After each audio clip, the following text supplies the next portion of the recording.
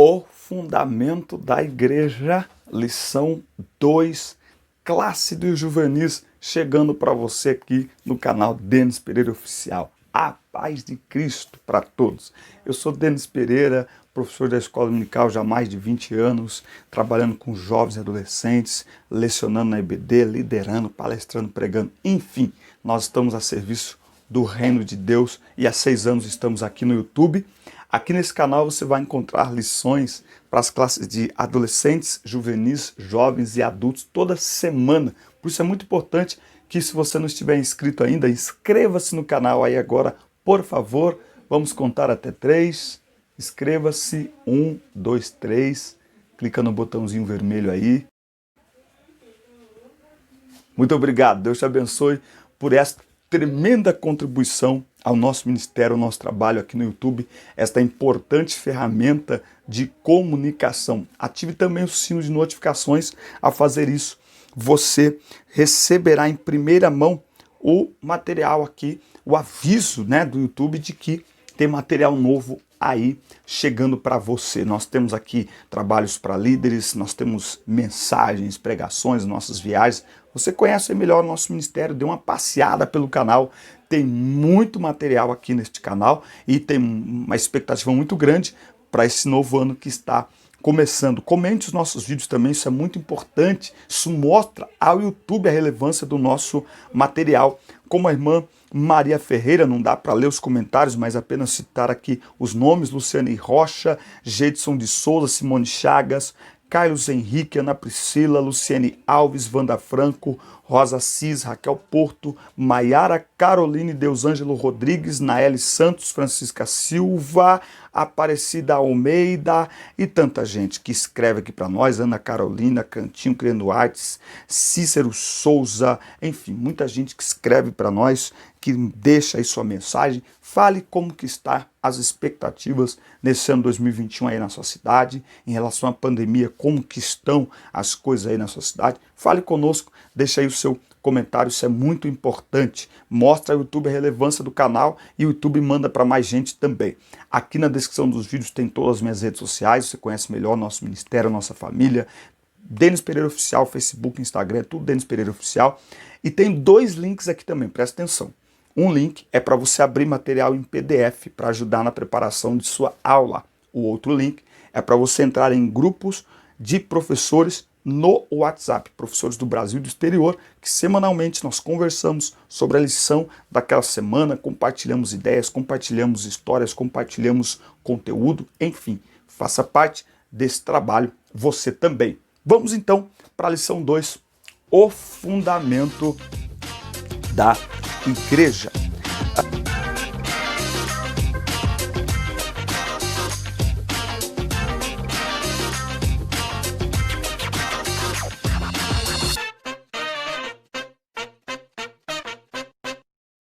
O texto bíblico em classe, o texto, para esta lição, deixa eu abrir aqui, porque nós estamos aqui com a versão digital, tá? O texto bíblico em classe está em Mateus material 16, PDF, tá bom? Você entra numa pasta no Google Drive e baixa o material das aulas. Mateus 16, do 13 ao 18. O texto aqui, em destaque, está em Atos 4 e 11. Ele é a pedra que foi rejeitada por vós, os edificadores, a qual foi posta por cabeça de esquina. Nós vamos falar então um pouco sobre fundamento da igreja aqui hoje, Nós vamos ver aqui a diferença entre fundamento, fundador, organismo e organização. A igreja de Cristo estava nos planos de Deus antes da fundação do mundo. Está lá em Efésios 1 e 4. Os profetas, a exemplo de Isaías, vaticinaram que a casa de Deus, a igreja, seria iniciada em Jerusalém, Então, a igreja já fazia parte do plano eterno de Deus. É preciso separar fundamento e fundador, organização e organismo. Ao longo desse trimestre nós estamos falando da igreja, organismo vivo, fundada e fundamentada por Jesus e representada por todos os que em todos os lugares aceitam pela fé a Cristo como Salvador de suas almas e Senhor de suas vidas. É bom sempre pontuar. Jesus precisa ser apresentado às pessoas como Senhor e Salvador para que elas aceitem ou para que elas se entreguem, até porque não tem como o homem aceitar, mas para que elas se entreguem ao Jesus, Salvador e Senhor. É as duas coisas, é o combo completo. Ou seja, a Igreja de Cristo na Terra independe de placas, é organizada por homens que estão debaixo da autoridade de Cristo, o verdadeiro dono da igreja. Então, nós não estamos tratando aqui da igreja denominação, da igreja organização, mas da igreja organismo vivo. Então, quando a gente fala aqui de igreja, não é a Assembleia de Deus, Ministério do Belém, é a igreja espalhada por todos os lugares da terra e formada por todos aqueles que creem em Jesus Cristo. Mateus 16, 18, você pode anotar aí, já pegou o bloquinho de anotações? Efésios 1 e 4, 1 Pedro 1 e 19. Bom, vamos ver então quem é que fundou a igreja, quem é o fundador da igreja. Olha só, Cristo fundou a igreja. Após a confissão de Pedro, lá em Mateus 16, 16, de que Jesus é o Filho do Deus vivo, Cristo afirma que a igreja será edificada sobre ele mesmo, a rocha eterna. Jesus Cristo é a rocha na qual sua igreja está fundamentada. Ele é a pedra que foi rejeitada por vós. É ele é a pedra angular, a pedra de esquina que une duas paredes de um edifício, a pedra principal de uma fundação. Nesse próprio texto bíblico aqui de Mateus 16, 18, quando diz assim, ó, tu és Pedro, e sobre esta pedra, quando ele diz esta pedra, está falando de si mesmo, edificarei a minha igreja e as portas do inferno não prevalecerão contra ela. As portas do inferno não prevalecerão contra quem? Contra a igreja? Não, contra Cristo, que é a rocha sobre a qual a igreja está firmada. É sobre Cristo. Olha o texto, leia o texto, interprete corretamente o texto, por favor. Sobre esta pedra edificarei a minha igreja e as portas do inferno não poderão prevalecer contra ela. Contra quem? Contra Cristo, a rocha eterna. Logo, não prevalecerão contra a igreja. Mas Jesus está falando ali de si mesmo. Ok? Por quê? Porque a igreja está fundamentada em Cristo. A igreja não é invencível. Invencível é o dono da igreja. Oh, glória a Deus. Muito bem. A pedra angular era a pedra fundamental utilizada nas antigas construções, caracterizada por ser a primeira a ser assentada na esquina do edifício. Equivale ao que a gente tem hoje dos alicerces, né, dos edifícios contemporâneos, né? Agora, a diferença é que era uma pedra. Então, primeiro você colocava a pedra angular, a pedra de esquina, né? E a partir desta pedra você construía todas as paredes, enfim, todo o edifício, não é? Então, hoje não é mais uma pedra, não é? É aquele baldrame, são sapatas, enfim, o alicerce ao redor de todo o terreno. No cristianismo, a pedra angular é simbolicamente representada por Jesus Cristo, Filho de Deus. Há diversas referências na Bíblia sobre pedra angular. Salmo 118, versículo 22, tem uma metáfora sobre a pedra que os construtores rejeitaram. A pedra angular escolhida por Deus para edificar a igreja conforme o plano divino é Jesus. Portanto, a pedra angular na construção de um edifício é a base sólida que ele necessita para conseguir chegar à altura programada sem cair. Para o crente, Jesus é essa base fundamental na qual a igreja está construída. Se a igreja estivesse fundamentada em homens, ela já teria fracassado ao longo dos séculos, pois não existe nada mais perseguido do que a igreja de Jesus. E essa é uma grande diferença para as organizações humanas, entre as organizações humanas e as organizações terrenas, não é? Se alguém quiser acabar com uma organização, mate o chefe e tudo fica resolvido. Mas na igreja é o contrário. Mataram Jesus, mas ele está vivo e o plano, a obra, a organização, o organismo vivo chamado igreja não foi destruído. Pelo contrário, cresce, cresce, cresce, cresce e cresce cada vez mais. Por quê? Porque Jesus é o dono da igreja. Cristo é a pedra fundamental da igreja, o alicerce que a mantém firme e triunfante sobre o inferno ao longo de todos os séculos. Como eu disse, as portas do inferno não prevalecerão sobre Cristo, o dono da igreja. A igreja está fundamentada em Cristo. A igreja passou ao longo dos séculos, ao longo da história, perseguição religiosa, morte, cerceamento da liberdade, heresias, um monte de coisa. Mas a igreja continua caminhando. O defensor da igreja é Cristo. O dono da igreja é Cristo. É por isso que ela sobrevive ao longo dos anos, no meio de tantos ataques e perseguições, mais viva e firme do que nunca. Pois o caráter divino da igreja faz com que ela continue, mesmo quando alguns de seus membros sejam apedrejados, esquartejados e mortos. Pois ela não existe por causa dos homens, mas por causa de Jesus que venceu a morte, está vivo e em breve voltará para buscar a sua igreja. Todas as tentativas ao longo da história para destruir a igreja, matando pessoas, foram tentativas frustradas. Por quê? Porque a igreja não depende das pessoas. As pessoas fazem parte da igreja, não é? Então, quando se mata um crente achando que com isso vai destruir a igreja, na verdade está promovendo a igreja. Quando se prende um crente, está promovendo a igreja, está promovendo o reino. A igreja cresce cada vez mais e o tempo que a igreja mais cresce é no meio da perseguição. Há um ditado que diz que o sangue dos mártires é a semente do evangelho. Quanto mais se perseguiu, quanto mais se matou crente, mais a igreja cresceu. O nascimento da igreja. A igreja cristã iniciou sua história no âmbito mundial no dia de Pentecostes, isso é, 50 dias após a ressurreição de Jesus Cristo. O Espírito Santo exerceu um papel fundamental na fundação da igreja, como exerce até hoje em sua permanência. A ação do Espírito foi sublime na liderança da igreja após a ascensão de Cristo.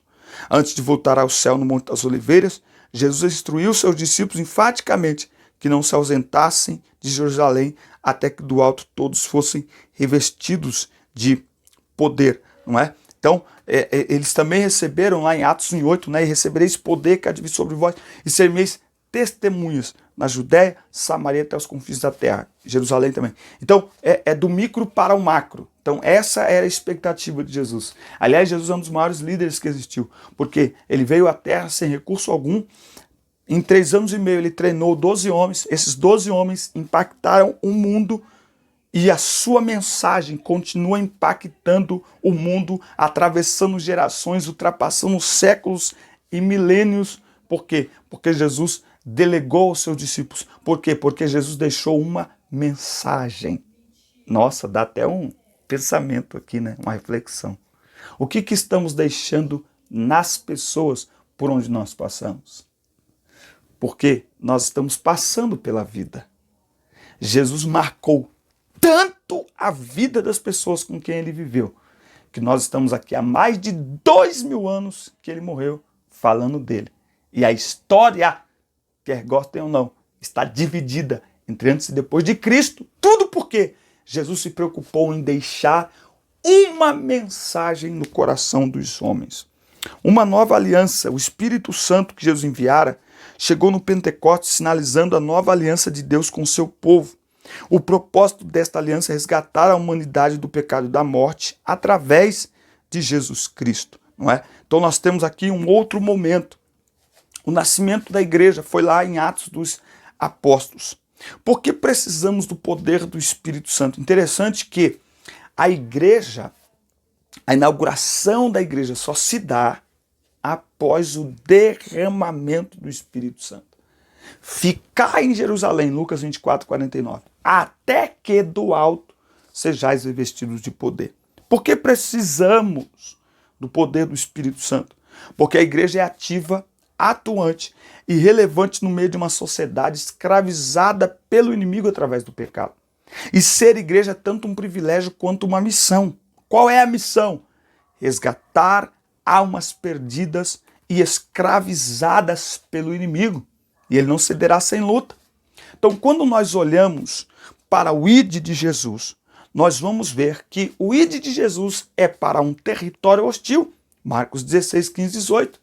Portanto, ide por todo o mundo, pregai o evangelho a toda criatura. Quem crê e for batizado será salvo, quem não crer será condenado ou já está condenado. E esses sinais seguirão os que crerem. Em meu nome falarão novas línguas, pegarão em serpentes. Se beber alguma coisa mortífera não lhes fará dano algum, expulsarão demônios. O que é que Jesus está mostrando aqui? Que o ambiente para o qual a igreja é enviada para cumprir a missão é um ambiente hostil. O que é pregar o evangelho? Pregar o evangelho é entrar num território malignamente dominado para resgatar pessoas que estão aprisionadas pelo inimigo por causa do pecado, através das correntes do pecado. Imagine um sequestro. Pregar o evangelho é entrar em um cativeiro onde as almas estão sendo aprisionadas pelo inimigo, é entrar e resgatar estas almas. Ele só tem duas coisas: ele vai contra-atacar ou ele vai fugir. Aí vai depender da maneira como nós entramos. Por isso que nós precisamos estar revestidos de poder, não é? O reino do inimigo é organizado. Efésios 6, 11 e 12 vai mostrar que o reino do inimigo é organizado. Ele é cheio de estratégias e artimanhas. E o mundo está sob a influência do maligno. É o que significa 1 João 5,19. O mundo já sob o maligno. O mundo está sob a influência do maligno. Então, Jesus comissiona a igreja, mas antes de enviá-la ao mundo, no meio dessa tempestade, desse mundo dominado pelas trevas do pecado, ele reveste a igreja de poder para pregar com ousadia e enfrentar as armadilhas e os ataques do inimigo pelo derramamento do Espírito Santo. Então, é por isso que o derramamento do Espírito Santo é um sinal, não é, da inauguração da igreja. Por isso que a igreja de Jesus Cristo, nós cremos assim, que quer ganhar almas, que quer semear o evangelho, precisa estar revestida de poder. No meio pentecostal, deu-se muita ênfase aos dons espirituais do revestimento de poder e pouco ao fruto. Aí agora, para dar ênfase ao fruto, está deixando de lado os dons espirituais. Nós vamos ter equilíbrio entre as duas coisas. O fruto manifesta o caráter de Cristo. Os dons espirituais edificam a igreja e preparam, potencializam a igreja para cumprir a sua missão evangelizadora. A promessa da volta do Senhor. Jesus prometera que nos prepararia lugar junto a Ele e o Pai, e que voltaria para buscar a sua igreja. Ele ensinou acerca dos sinais que evidenciariam a sua volta. Os cristãos da igreja do primeiro século aguardavam com entusiasmo e fervor a volta do Senhor. A esperança na volta de Jesus se constitui a base da fé cristã, porque se Cristo não voltasse para buscar a sua igreja, a esperança nele se resumiria apenas a esta vida terrena. E Paulo escreve em 1 Coríntios 15, 19, se esperamos em Cristo só nesta vida, somos os mais miseráveis entre os homens. Então, a nossa esperança está na volta de Jesus. Isso é maravilhoso e mais uma vez mostra o contraste entre a igreja fundamentada em Cristo e organizações fundadas por homens, pois os homens morrem. Jesus também morreu, mas está vivo e por isso prometeu voltar, e nós podemos crer com tranquilidade que ele voltará, pois todas as suas promessas são fiéis e verdadeiras. Ele prometeu que viria. Ele foi prometido, o Messias não é prometido para nos libertar da escravidão do pecado. E ele veio. Ele prometeu que ressuscitaria e ressuscitou. Ele prometeu que voltaria ao céu e voltou. Ele prometeu enviar o Espírito Santo e enviou. Então, se ele tem cumprido suas promessas até agora, não é agora que ele vai falhar. Pode aguardar com tranquilidade. Em breve, Jesus Cristo voltará. Em João 14:1, Jesus promete voltar para nos levar para estarmos aonde ele estiver. A igreja primitiva levou isso aqui tão a sério que os irmãos de Tessalônica, por exemplo, estavam abandonando o trabalho, desfazendo-se de bens. E outros começaram a ficar tristes ao ver que alguns irmãos estavam morrendo e Jesus não tinha voltado ainda. E aí Paulo vai escrever 1 Tessalonicenses, capítulo 4, ele vai escrever a partir do 13. Não desejamos, no entanto, irmãos, que sejais ignorantes em relação aos que já dormem no Senhor, para que não vos entristeçais como os outros que não possuem esperança. Porque se cremos que Jesus morreu e ressuscitou, da mesma maneira devemos crer que Deus, por intermédio de Jesus, trará juntamente com ele todos os que nele faleceram. Não é? Então, Paulo mostra aqui como será o arrebatamento, é um dos textos mais explicativos sobre arrebatamento. O outro texto é 1 Coríntios capítulo 15. Não é? Então, essa promessa deve gerar em nós expectativa e ansiedade, pois são elementos indispensáveis para permanecermos fiéis e inabaláveis, puros e preparados para a volta do Senhor. Mateus 25:13, aquele que perseverar até o fim será salvo. 1 João 3:3, e qualquer que tem nele esta esperança, purifica-se a si mesmo como ele é puro. Então, a vida de santificação e pureza do cristão é uma declaração de que está esperando a volta de Jesus. Quem está aguardando a volta de Jesus se santifica.